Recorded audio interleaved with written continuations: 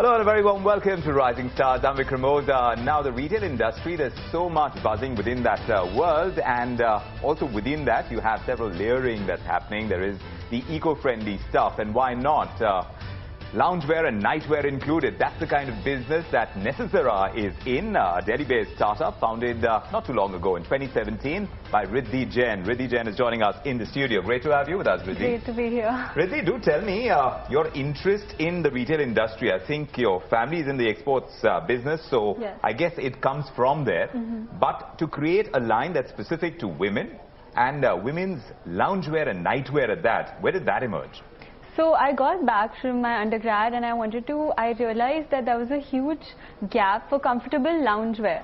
And loungewear, which is actually, meant to be comfortable, was not comfortable in the Indian market. So I wanted to create this extremely good-looking, comfortable nightwear. So I decided to find out the best fabrics. We did like research for about 6 months to actually zero down 2 or 3 best fabrics that we wanted to start with, and then we put together a team in Europe. We had 2 designers in Europe, and with European aesthetics, and they were catering to the Indian market, so we put together this mood board, and then we started off from there. Which is fantastic. So at 23 you already have a startup going. It must feel great, but you've studied business, so yes. I understand that you're just kind of taking what you've learned onto the real world. Yes. But do tell me, there is so much competition within this space. Loungewear, nightwear, everything included out there in the fashion world, especially for the kind of choices that women have when it comes to what they wear. There's so much of that happening. Didn't that kind of deter you from getting into this space? What was the differentiator that you wanted to create? So that definitely was something that, we were really confused about in the beginning, because it's not just the loungewear brand that's our competition. It's like every high fashion brand that creates t-shirts is our competition, because we have that as well on our board. So what we did was first, as I said, the comfortable fabrics, that's our main USP. But then, anyone can go ahead and create comfortable clothing, which is very high quality.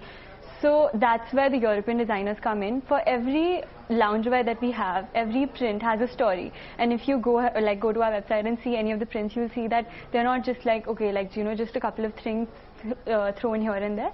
It's like everything has a reason behind it. So we have this stay weird pajama, which is meant for people to feel comfortable in their skin, not conform to anything, just really truly be themselves. And so that's what that does. So we are trying to give out an idea with every single pajama set that we have. Right. And then our manufacturing is eco-friendly, which is because we use digital printing. So the manufacturing is of course in-house, and because you've got the exports business part of what the family has been doing, so that obviously is something that you'd like to leverage. So that must help you restrict costs to a certain extent. Yes. But even so, do tell me how you've managed to create the revenue model for it, because your sales strategy needs to be remarkably in place to make sure that you have that critical mass by way of volumes. The sales are going to be of a certain level even when you start off. Yeah.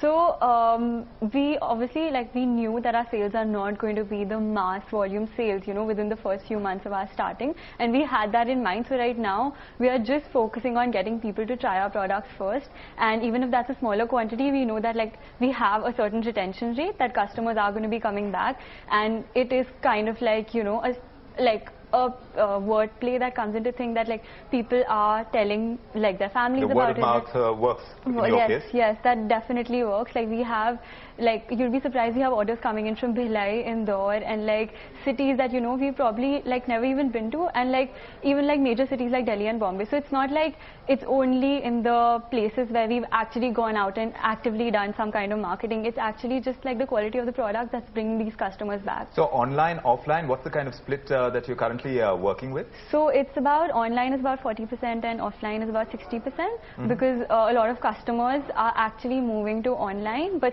still they prefer, first seeing the product offline, and then they, want to come back online. So it's initially it starts with an offline, but then when people experience the products, they like it, then they come back to us online. So the offline, you don't have stores, so I imagine you're doing a lot of pop-ups? Yes, so we actually do a lot of pop-ups. We've mostly done them in around Delhi. Since we're based in Delhi, we started started off with, you know, pop-ups around Delhi, and that has been great. Like especially our first pop-up, it was a great response, and that sort of, you know, helped us test out the market initially, and then we went ahead from there. So like, yeah, pop-ups definitely help a lot because customers touch and feel the product, and that's one of our main USPs.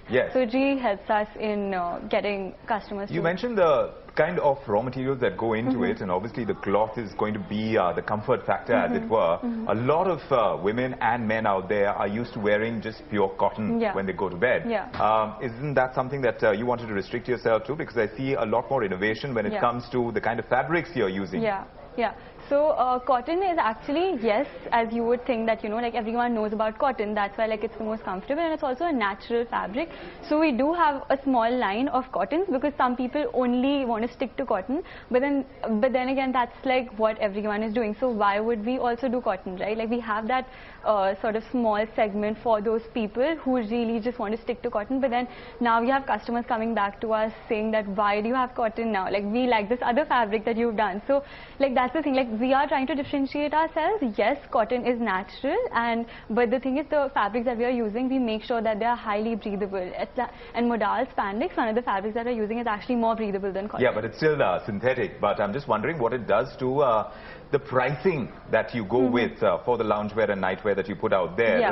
And that is going to be critical because people are going to make immense amount of comparisons with what they're paying, especially because it's not something that you're going to showcase to the world, right? This is something that you do to feel good when you go to bed. So how much of the pricing strategy has been played out, keeping these input costs in mind? With the cost of raw materials, your materials that you're creating? So in terms of costing, cotton and modal spandex, like the other fabrics that we use, they actually turn out to be not that much of a difference. They turn out to be quite similar. The main costing is the digital printing, which is the eco-friendly printing that we do. So that actually plays out a huge deal in our cost. But then when you see customers actually appreciating that, because that's that's our USP. That's why we're able to give them these, you know, completely different designs that don't exist in the market. So like, you know, it's either like you choose what everyone is doing or give them something different at a different price point. And there are people who have a higher price point than us with not, like, you know, the same quality. So yeah, we want to stick to this kind of a product with this quality and give our customers what they want. But how about the funding right now? Because I know this is something that you've bootstrapped.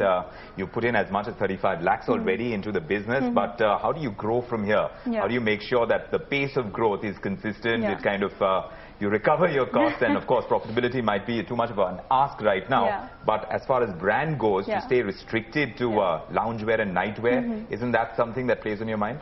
So that's another reason why we're planning to get into other SKUs other than just loungewear, because we want it to be an overall brand which is more than just comfortable clothing. It's like we want people to come back to us for, you know, everything that they need once they come back home from work, once they want to unwind. So it's not just the loungewear. We are actually planning to go into other things, and at that point, you know, when we start talking to other manufacturers for these other SKUs, at that point we'll be, you know, looking into funding. For now we are, like, you know, bootstrapped, so like it's working well for us for the manufacturing thing, but when we are doing other SKUs, then we'll definitely be looking into funding. And this would be products within the cosmetic range. How do you kind of see this expanding? Because you said only after a person comes home, that's how you'd like to expand it, and essentially for women, yes? Yes, it's essentially for women, and so we will start off with cosmetics, and then we'll, you know, by cosmetics I don't mean like makeup and stuff. It's like mostly just like very basic sort of creams and like things that, you know, people use at night, or like when they just want to just relax, no makeup, no conforming to anything. So yes, we'll be focusing on cosmetics first, and then we'll move on to other things. Well, you just have the starting point of what you're trying to create by way of a lifestyle brand, as it were. And I see the importance of being able to plan ahead. But for the moment, you'll have to concentrate on the basic product, the loungewear that you're creating, and the differentiator within a highly competitive market. So good luck with that, Riddhi. Thank you so much. That's Riddhi Jain. She's an entrepreneur on Rising Stars with her offering, which is called NeceSera. And of course, there'll be many more entrepreneurs. Take a small break and be right back. Don't go away.